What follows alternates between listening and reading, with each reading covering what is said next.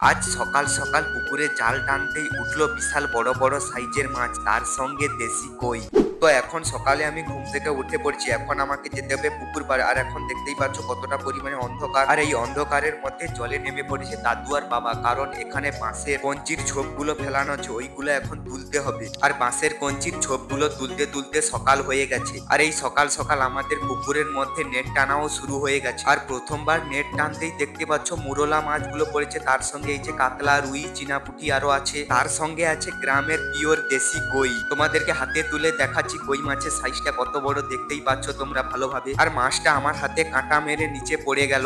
তোমাদেরকে বড় বড় মাছগুলো দেখাতে পারিনি, তাই জন্য এখন আমি যাব যেখানে মাছগুলো বিক্রি করতে নিয়ে গেছে, ওখানে গিয়ে তোমাদেরকে সব বড় বড় মাছগুলো দেখাবো। তাই আমি আমার দাদুর বুলেটটা নিয়ে চলে এলাম সোজা আলুগাল মাছ বাজারে। আর মাছের বাজারকে এখন আমি পৌঁছে গেছি, এখন তোমাদেরকে দেখাবো কত বড় বড় মাছগুলো ধরা পড়েছে। এই সরপুঁটি মাছগুলো আমাদের বাড়ির পুকুরে, তার সঙ্গে এই দেশি কইগুলো, আর সব থেকে এখন বিগ বিগ লেভেলের মাছগুলো দেখাবো তোমাদেরকে। আর আজকের বাজারের মধ্যে সব থেকে বড় বড় সাইজের মাছ হলো এগুলো।